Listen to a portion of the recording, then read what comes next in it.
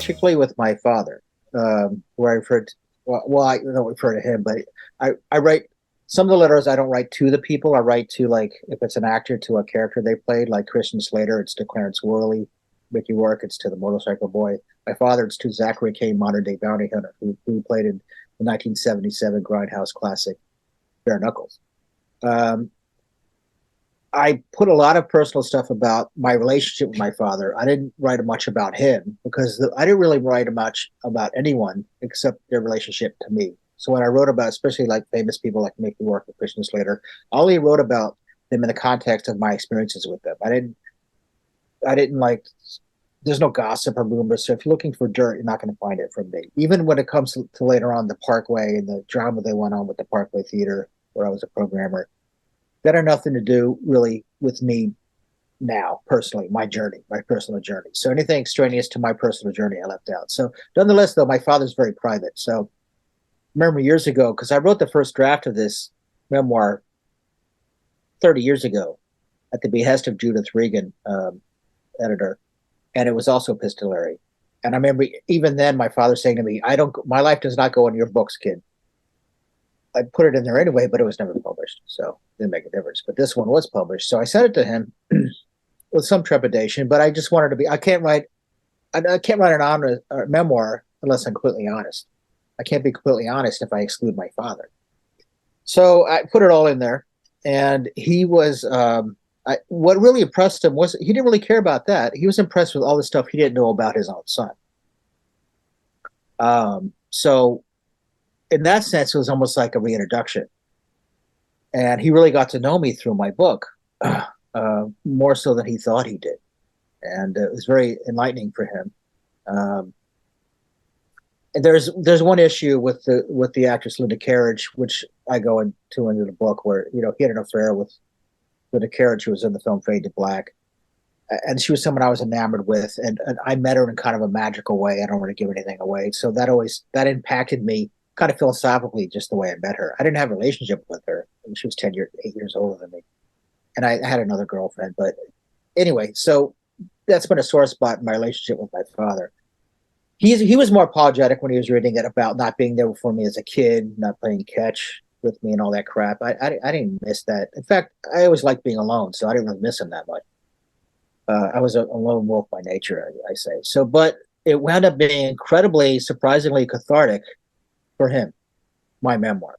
That was very satisfying and unexpected. I was prepared for him just never to talk to me again. We don't talk much anyway, but I value our long distance friendship, which we've had for decades, which is more than a father-son relationship.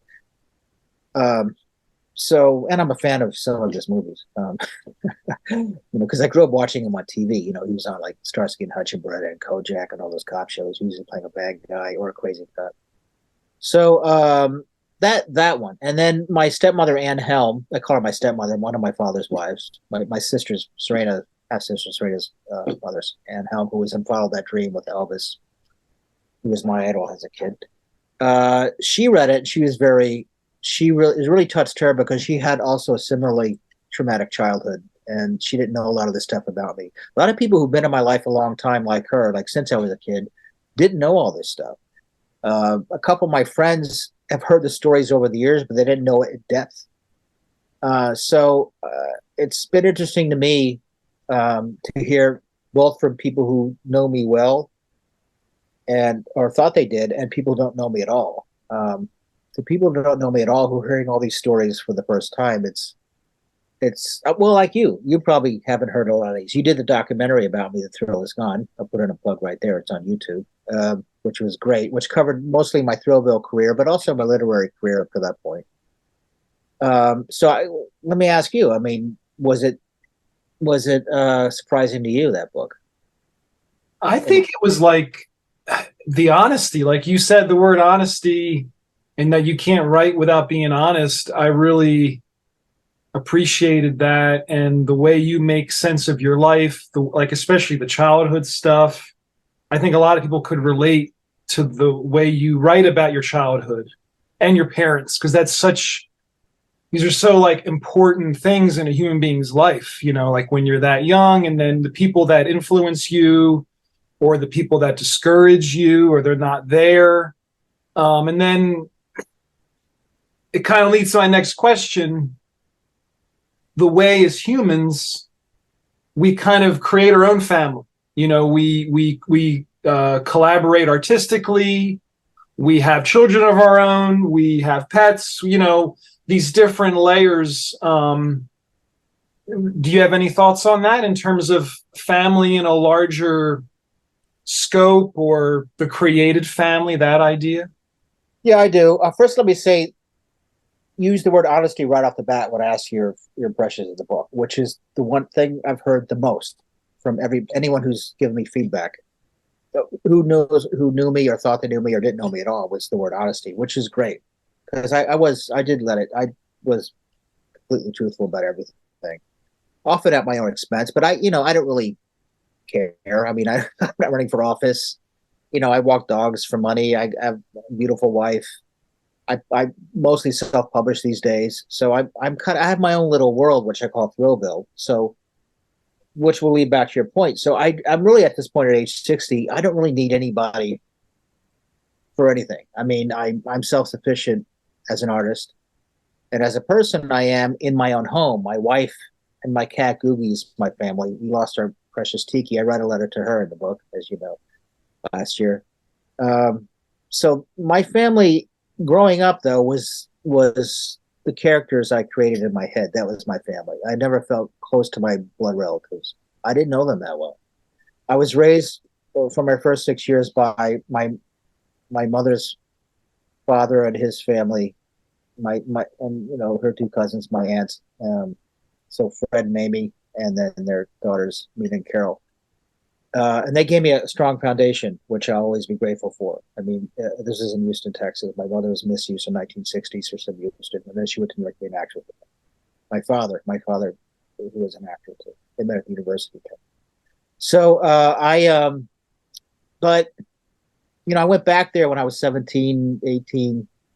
When I was on my own, I was on my own at 16 in LA, and I went to see them to see if that's a place I wanted to live. And Texas just isn't it's not my thing stylistically, aesthetically, in a lot of ways. I mean, especially now, I don't like sports. I don't like barbecues. I'm vegan. I don't like the sun. I'm not religious. I mean, it's a diverse state, but especially when I was a kid, trying to find myself, that wasn't speaking to me. Plus, I really loved LA. I just wanted to see what else was out there. But they were the only people who were really ever really good to me. So I wanted to get to know them more uh, as a young adult, and I did. And they're great people. I owe them, a lot. Although they don't see it that way, they were just doing it because they're great people. So there's no debt. But I never felt close really to anyone. My father was a character on TV in the movies when I was growing up, and I still kind of think of him that way. But from that distance, we get along fine. There's with me, I just let a lot of stuff go. Stuff that happened to me when I was younger, I just fueled it into my fiction. It was just for the mill, for the thrill mill. But really, my family has been, like the characters I write to in my book, Chumpy Walnut, Vic Valentine, Will the Thrill, my doppelganger. It's not really, he's me, the other side of me. And then my idols, Frank Sinatra, Elvis Presley, Marilyn Monroe, when I was younger. They were my sustenance, but I chose them. They didn't choose me. And really, my writing, going back to writing for my sanity, that was my therapy. So that's what I meant. That's how I kept myself intact. My core intact was in my books. I created this kind of alternate world, which I call Thrillville. And I still do. In fact, my next book is a sequel to Chumpy Walnut, which is I wrote a sequel called The Romance of Chumpy Walnut in '84, which I never published. I'm revisiting it, but it's going to be completely different now than the original. So, it's kind of the cliche. You have imaginary friends, but I invented these. They were in my head. I didn't actually see them walking around, so it wasn't that bad. And now my family is, I met Monica when I was in my mid 30s. After my first so-called marriage, which was, a mistake I needed to make to grow. Uh, and then I got that over with quickly. It was a worthwhile experience, and it was interesting. I tell the story of the book. It's a funny story. I mean, in retrospect, When we made the documentary some years ago about you, nine, um, 9 years ago. the Wow. Christian Slater connection and reading the letter you wrote to Christian Slater, Starts swirly about Christian Slater, yeah. Where I I recount, yeah, I enjoyed the whole story about the potential for the film version of your book with Christian Slater and then the casting choices. Is there yeah. anything you want to mention about that part of your life, or if there's a possibility that you could still have some of your books adapted by? Well, I'm easy to find if anyone wants to make one of my books to a movie. I mean, good luck with that. But you know, as far as Christian goes, I mean, that's such a pivotal event in my life. Him meeting him, optioning the book in 2001, shortly after my marriage, which was the other pivotal event in my life, of course. But and then keeping that option going for years and keeping that dream alive, like a retirement plan. And then finally, in 2012, when he flew out to Miami and worked on the screenplay together, and he flew me out first class and put me up in a hotel in Miami Beach. It was like living the Miami Vice lifestyle there. Well, in my head, I was. So I and he was someone I really admired. He was from the film True Romance, which came out the same year I wrote Love Stories Are Too Violent for Me, which was the book he found in a bookstore in 2001. I tell the story how, and and they even have a similar title, Love Stories Are Too Violent for Me, True Romance. And when I met him, I told him how much I felt like True Romance was a movie that had been made just for me. And he said, "Well, that's funny. That's how I felt when I read your book." So the connection was organic and real and genuine. And he's a big fan of it. I mean, when I met him, he had his favorite passages highlighted in the book. He would just read them to me. And he this was his passion project. He wanted to write, direct, star. And so, I mean, he's Christian Slater. He already has a career. This was my break or break for my career. So that's why I say the career that never was. Because someone like me who writes stuff that's so esoteric, I really need an outside, sponsor more or less. And he was it. And I wasn't looking for one. It's just like you put on, my books are like notes in bottles. You throw them out into the ocean, and odds are they'll be found. But this one got found. And we came really close. I mean, so close that we were like right there. So it was devastating, man. It still haunts me every day. I mean, I've moved on, but I'm 60 now, so but I've again, my artistic response was I've done most of my writing, and since then, so including this memoir, which I consider my magnum opus. So I put it to good use. I put all that disappointment and pain to good use. So, kind of her own genre. Like a lot of her contemporaries, like Ray Dennis Steckler, Ted V. Michaels, Russ Meyer, filmmakers I relate to. And I got to know Ted and Ray. Never met Doris. I've met a lot of Russ Meyer women, like Tura Satana was a friend of mine, Raven Delacroix. But I relate to them because of what you're saying. They kind of created their own genre. I mean, so did David Lynch. I have a letter to him because I basically accuse him of directing my life secretly. But he also created his own genre. Jim Jarmusch, the filmmaker. So I'm just going off to say, I'm glad you brought her up because she's someone. She may be obscure to the general population, but so am I. And so a lot of people who do their own thing. As I write, I don't actually listen to his podcast because I don't listen to podcasts, but I love his television show that was on IFC like 10 years ago, and I bought all the episodes on Prime, Amazon Prime, so I watch them all the time in a loop. There's only 4 seasons. I really respond to that show.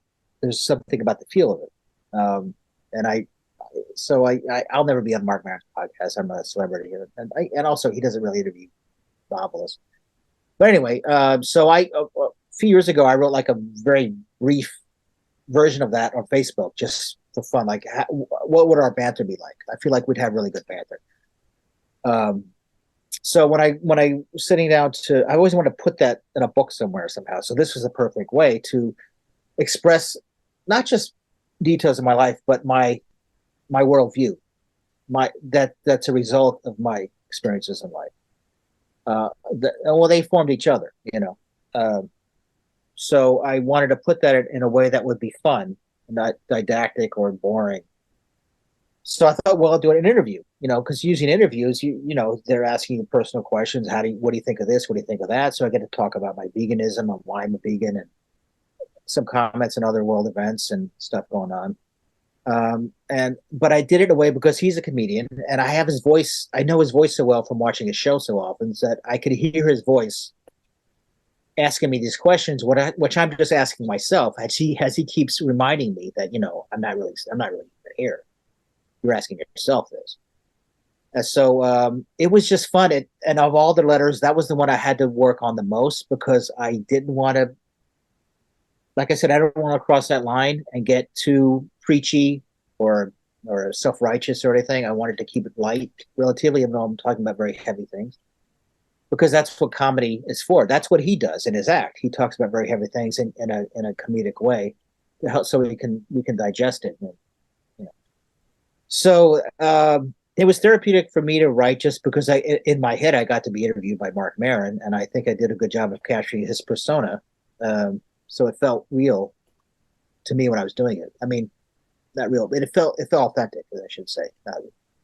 So yeah, so that was I guess it's the most satisfying one to me because it's the one I worked the hardest on, and it was the most fun for me because I got to write dialogue. I love writing dialogue. So when you're writing a epistolary memoir, you don't only have a lot, you don't have any opportunity for dialogue unless you create something like this. So yeah, I know it. I want to hear people's feedback on that one. That's one of my favorite parts. Care if someone wants to, I don't care, but I'm just saying my favorite of my own books is A Mermaid Drowns in the Midnight Lounge, which it'd be like a collaboration between like David Lynch and Dario Argento, and I don't know how they could do it, and Russ Meyer, who's no longer here. All my books are cinematic, but because I don't have to worry about budgets or actors or anything, I can do whatever I want. So they're all, any one of them, I mean, would be easy to adapt because they're cinematic in nature. It's just that they're so out there, a lot of them. I don't know, especially in today's market, which is increasingly conservative and cookie cutter nature, like our culture. But, you know, I'm easy to find. So, but any of them, but, you know, Mermaid Drowns in the Midnight Lounge is my favorite, but I love them all. My first response to that when I'm asking that, like, should I be a writer, is don't. Because I figure if they ignore me and just do it anyway, as they should, it doesn't really matter. They don't need my advice. If you're a writer, you got to find your own voice. You got to forge your own path. You got to do your own thing. You got to write because you love it, not because you want to claim the money or any of that jazz. Because chances are you're not going to get any of that. I've been doing it over 40 years. So, I mean, you have to do it because you can't not do it. I mean, every time I write a book, including the memoir, which feels like my last word of just about everything, I feel like I'm done. And when I tell myself that's probably my last book, I hope a whole body of work. I'll just promote that and just kind of sit back and watch movies. I get like panic attacks. I can't not write. So if you're a real writer, you don't need anyone to tell you to write. You don't need anyone else to tell you what to do. You'll find your way. There's plenty of ways. There's plenty of networking to be done. If that's what you want to do online, especially it's easier now than ever. Just ignore the trolls. Don't let anyone tell you how to write. Just don't. If you feel like you should do a certain thing, you should follow that voice, even if it's a mistake. Better find out on your own. So follow that dream. As you know, that's the other.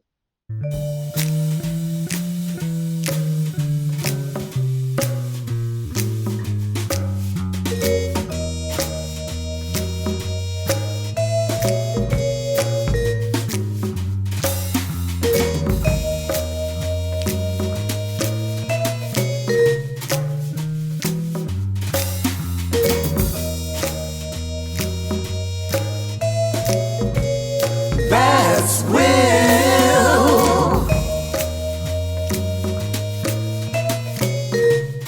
Will the Thrill. Zoo, zoo, zoo, zoo, zoo.